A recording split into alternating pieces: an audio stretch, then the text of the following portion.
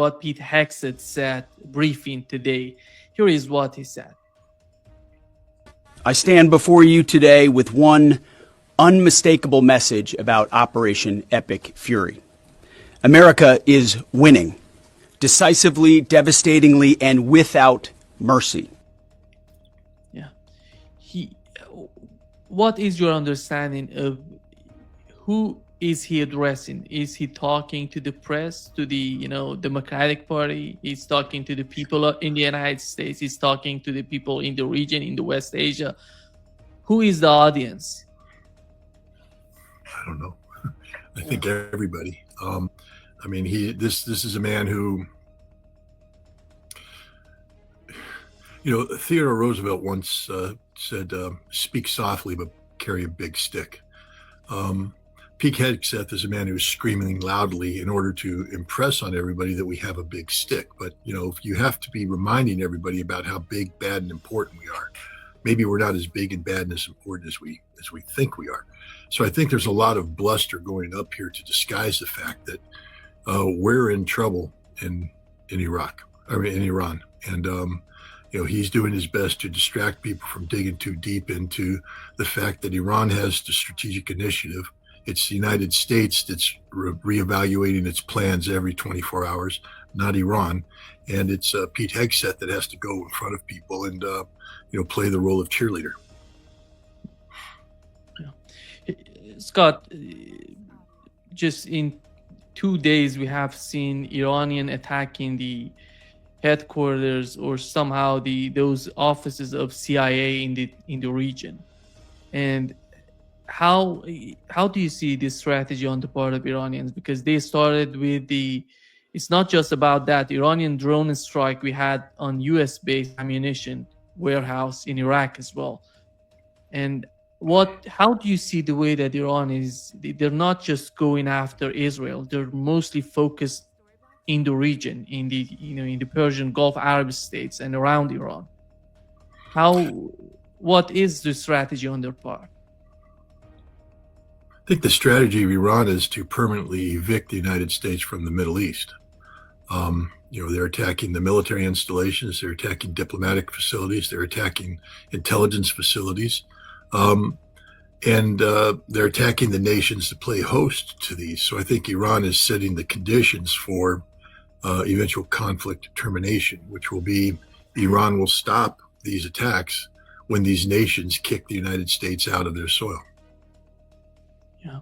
And today I talked with Laith Marouf, who is in Beirut. He said that Hezbollah is attacking Israel and they're feeling that there is no air defense system, and everything they send, they get into Israel without having any problem.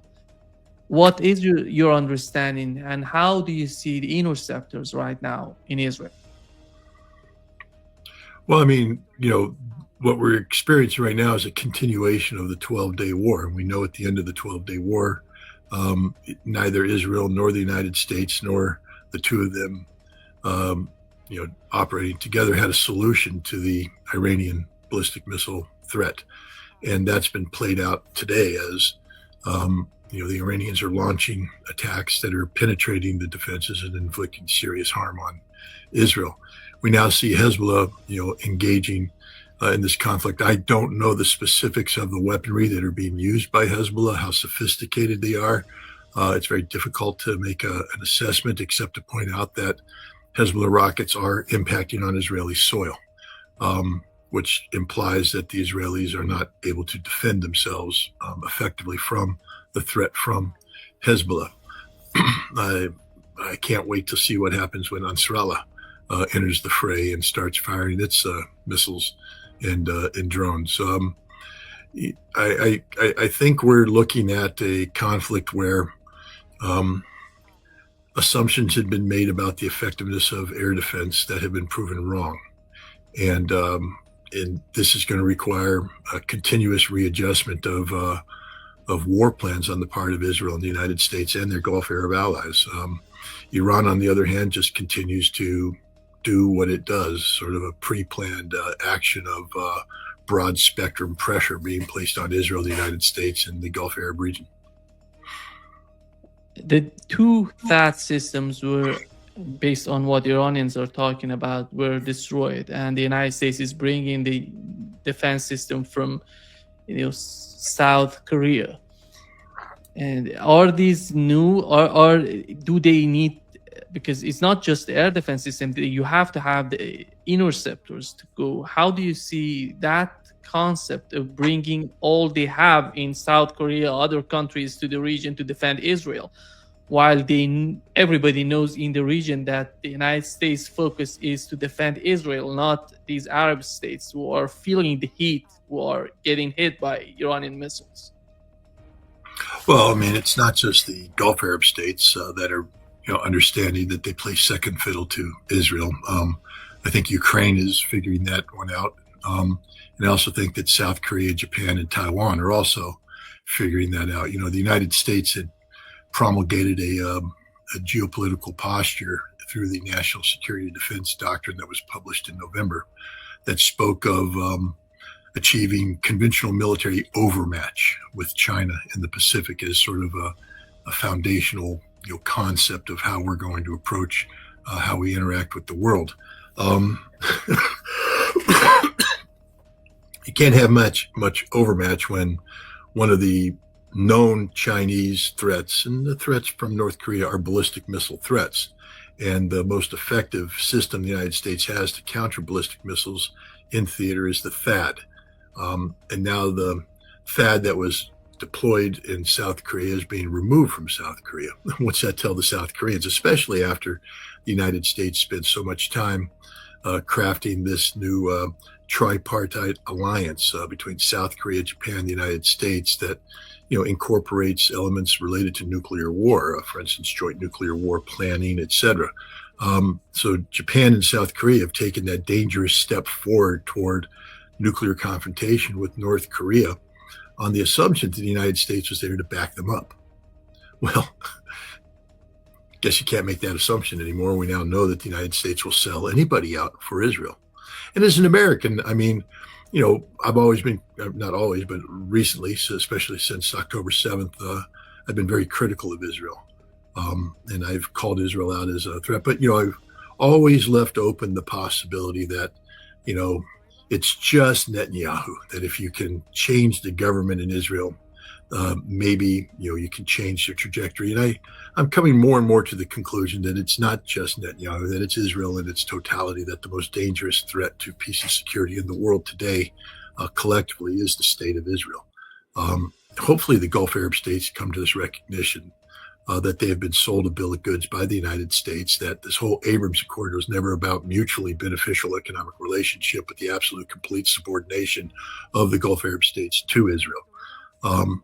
And the United States isn't there to secure the Gulf Arab states. The United States is there to secure Israel from the Gulf Arab states. And now that Iran has basically exposed this lie, it's imperative that the Gulf Arab states take action accordingly. And I think this is part of the Iranian strategy. By destroying the American military infrastructure, in order for America to come back, they'll have to rebuild this infrastructure. And this will require significant investment from the Gulf Arab host states. And hopefully the Gulf Arab host states say, no, we have no interest in rebuilding. Stay, leave, don't come back. And now that the CIA is pulling its assets out of the region, they too should not be allowed back in. And this is just a statement of fact that the Middle East has been infected by a cancer that is the American-Israeli posture, and that cancer has to be excised. And I think that's what Iran is in the process of doing. And even though I love my country and all this, you have to call a spade a spade. And right now, the United States is facilitating the genocide that Israel committed against the Palestinians, facilitated the slaughter of Lebanese civilians through the bombing of Beirut, and now is facilitating a genocide type attack on Iran by Israel. Take a look at what Israel is doing to Tehran. They're in the process of turning Tehran into Gaza, and they're proud of it. They're bragging about it. So we now have seen evil. We know what evil looks like, and it's time for the world to collectively work to eradicate this evil. And to weaken Israel, you have to get the United States to eliminate its aggressive posture geopolitically and militarily in the Middle East. It's not just about, Democrats. We have Republicans coming out talking and trying to make the case against Donald Trump and what he's doing. Here is what Marjorie Taylor Greene said on Megyn Kelly's show. Trump has said repeatedly on camera and in interviews, he doesn't think he's going to heaven. Well, I want to ask a question, a serious question. What is in his mind? What is his mental state? If he doesn't think he's going to heaven and he is a man towards the end, he's in the fourth quarter, he's towards the end of his life. How does that pan out for the rest of us when we have a president of the United States who doesn't think and is convinced he's not going to heaven? What does that mean his decision making is? He already said to the New York Post today that he doesn't care about the polling. He doesn't care about what the American people think, and he may put troops on the ground. He took this is going to be a few-day war, to now it's going to be maybe 4 weeks or more.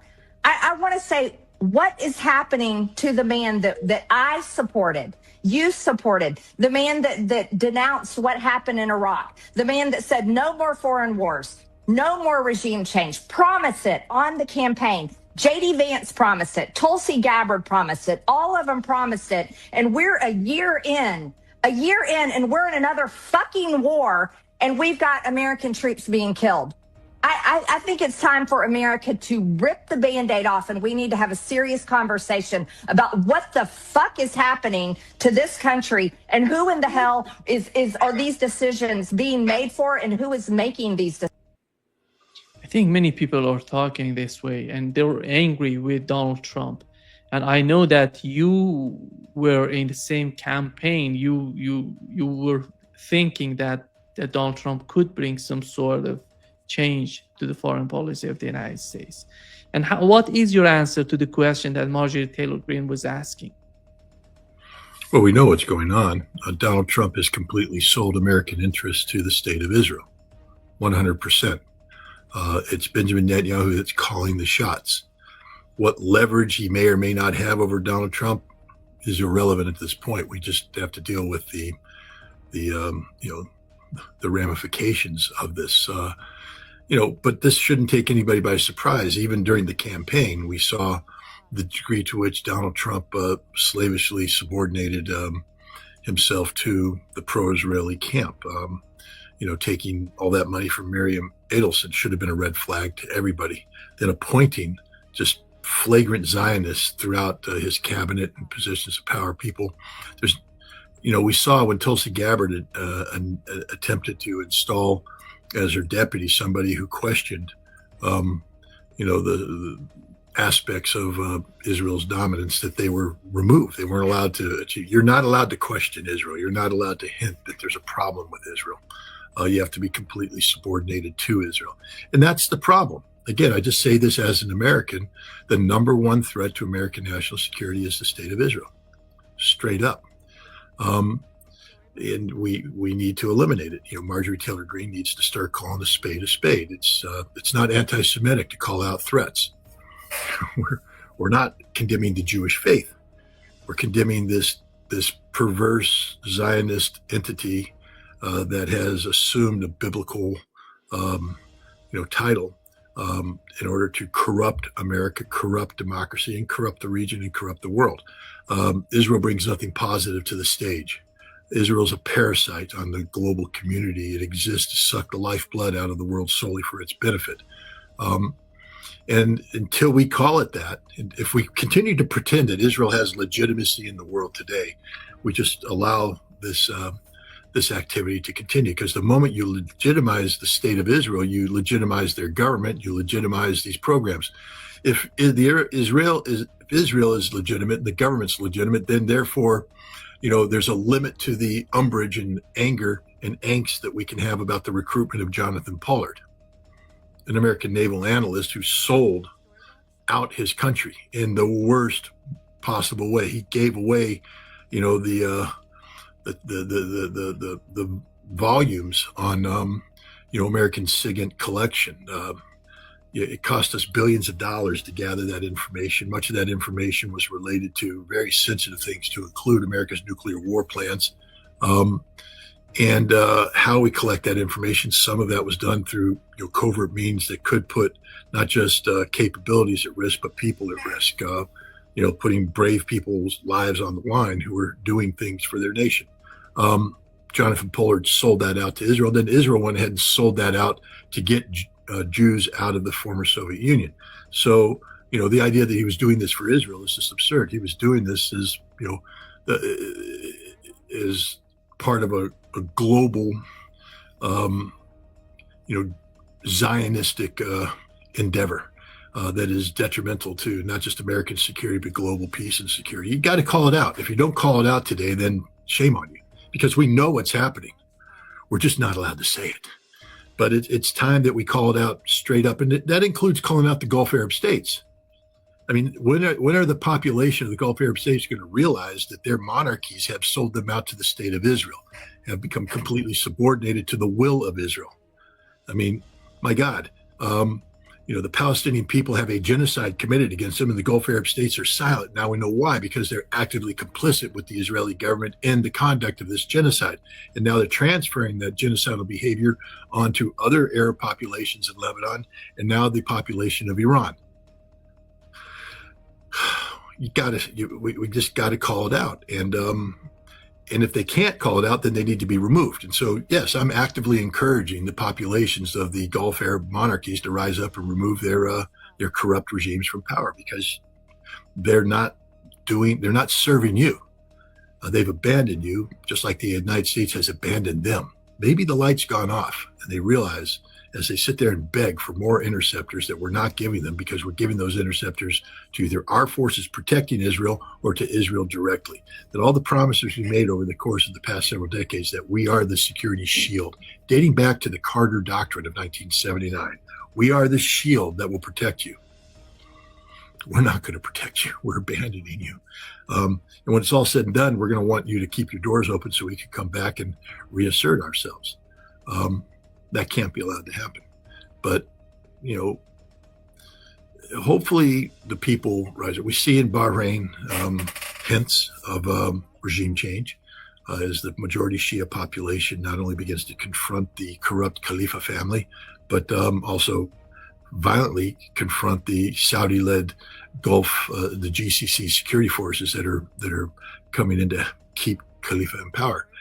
Topple Khalifa, Bahrain becomes a revolutionary state, and then watch what happens in eastern Saudi Arabia, where the majority Shia population is. And then as Saudi shifts forces to deal with that, watch what Ansarallah does, because Ansarallah has been kicking Saudi butt for a number of years now, and they've been kicking UAE butt for a number of years now. And if you take the shackles off and you let the Ansarallah go wild, they will destroy the energy infrastructure of both nations, and they will physically reoccupy territory that currently is considered to be Saudi territory, but historically is Yemeni territory. And they'll reconquer that. And hopefully we could see Ansarallah marching through the streets of Riyadh to take the al-Assad family down and drag them behind them, the same way the Hashemite family was dragged through the streets of Baghdad when the Baathists rose up and removed them from power. We need this kind of cleansing in the Middle East. These corrupt monarchies have been ruling for too long. They're simply a residue of former British colonialism. And then the United States took over, guiding their neo-colonial continuation. And they've sold their people out. These people don't stand for anything. They're not very religious, because, the moment they leave their countries, they get on an airplane. When they leave the airspace, the alcohol comes out, the women dress in Western standards. They go to Paris, they go to London, and they behave ostentatiously, which is fine if you're somebody in the West who has incorporated that lifestyle. But if you're pretending that you're somehow a pious, God-fearing person, and you make that the cornerstone of your image projection in your homeland, only to find out that when you fly away, you behave differently, you're just a hypocrite.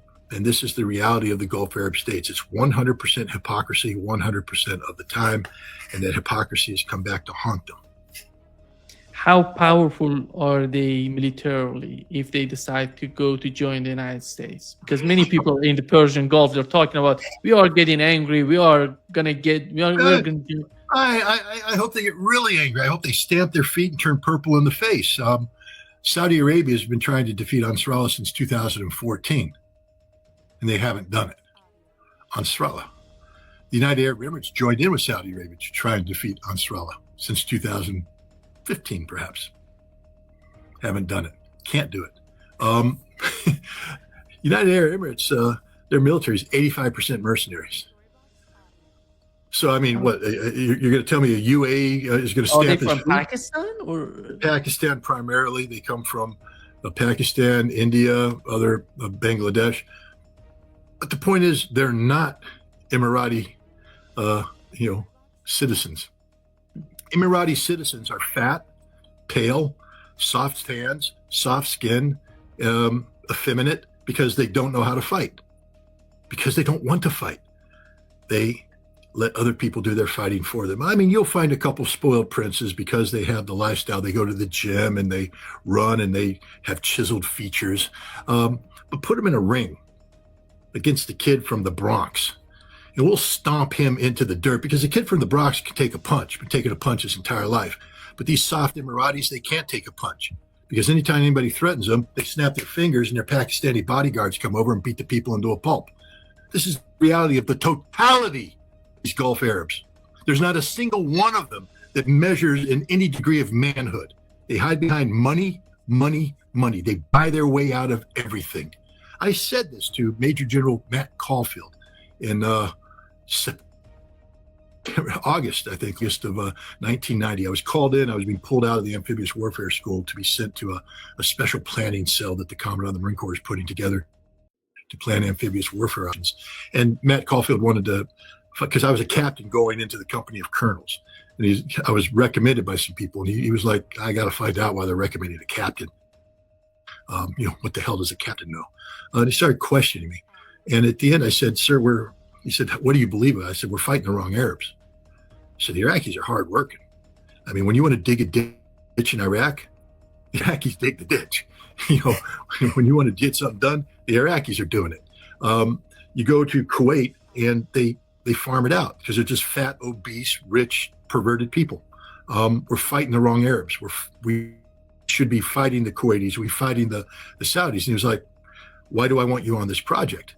I said, well, you asked me a question. I gave you the answer.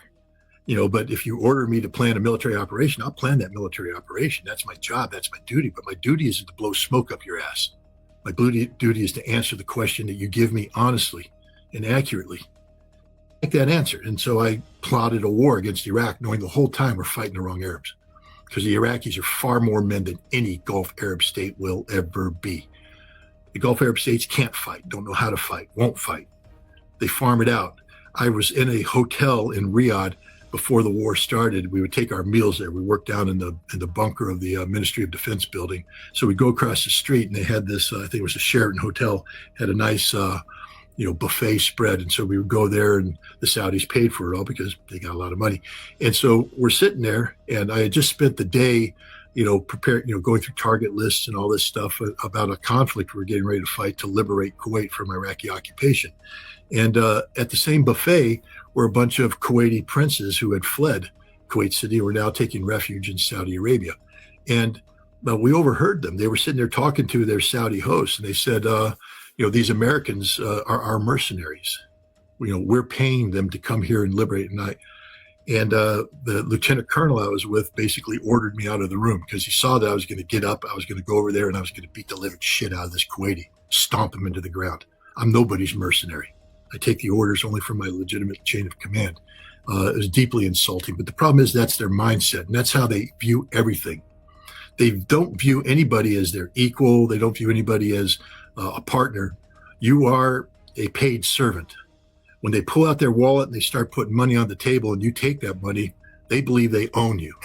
And in fact, they do, except now what they're finding out is they've been played the whole time, that we've let them sit there and treat us to free lunches and free hotel rooms and free this, and they buy our goods. But at the end of the day, all they're good for is facilitating the desire of their Israeli masters to promote greater Israel. What do you think the Abrams Accords is? It's not about, collective empowerment through economic development. It's not about mutual beneficial relations. It's about the Arabs subordinating themselves to a greater Israel. 100%. That's all it's about. And that's what they've done. That's what these perverse, fat, pale, effeminate, non-men rulers of these nations have done. And I'm going to say, I'm just tired. We have to start calling it out. You can't solve a problem unless you accurately define a problem. And so if we continue to pretend that Saudi Arabia is a military power, when it's not, Ansarallah can defeat Saudi, and I pray they will. If Ansarallah is listening to this, march on Riyadh. Do it. Do it. Get rid of this ridiculous Al-Saud family that only came in because a bunch of Wahhabis ran around in camels and intimidated other Bedouin tribes in the 1920s and 30s. That's it. There's no legitimacy here. There's no mandate from God. They just happen to be a tribe, Al-Saud, that had better camel operators than everybody else. It's the same thing with the rest. The Emirates, the British put them in. The British put everybody in. It's colonial legacy. There's no legitimacy. They have no mandate of the people. There's no democracy. And then they got lucky because they happen to be sitting on a bunch of oil and gas that has now made them richer than they can possibly imagine. But the money doesn't bring legitimacy. The money just makes them rich. Legitimacy has to come from standing for something.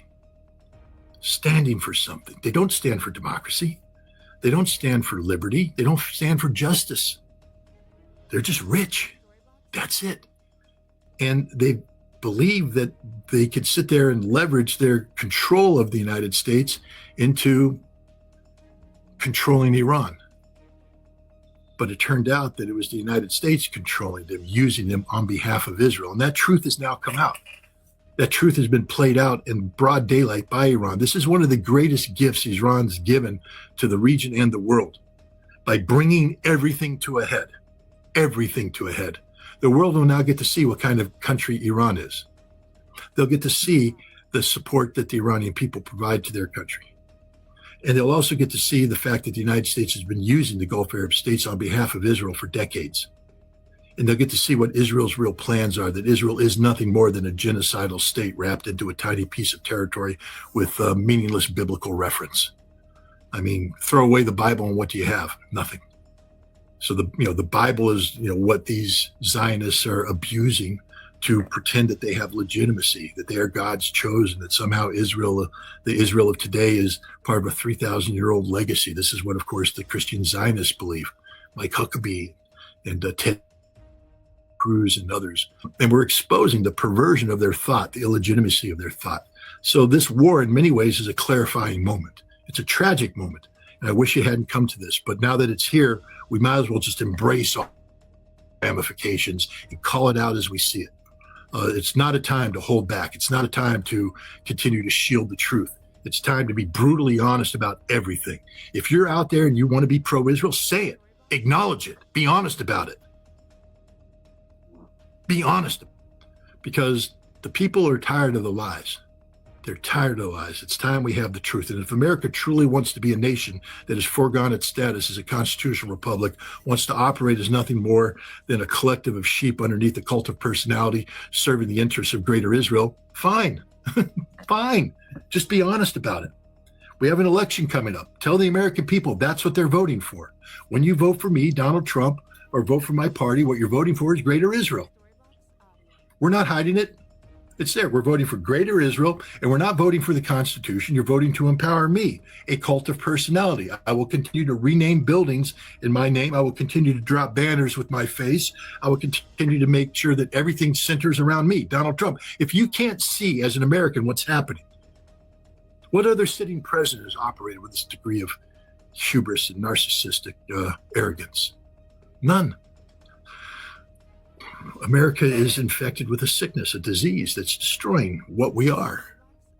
And what we're doing in the world today is just facilitating the downward slide of our nation. We do need to resize ourselves. We have to understand that we aren't the sole remaining superpower, that the world is not conditioned to continue American hegemony.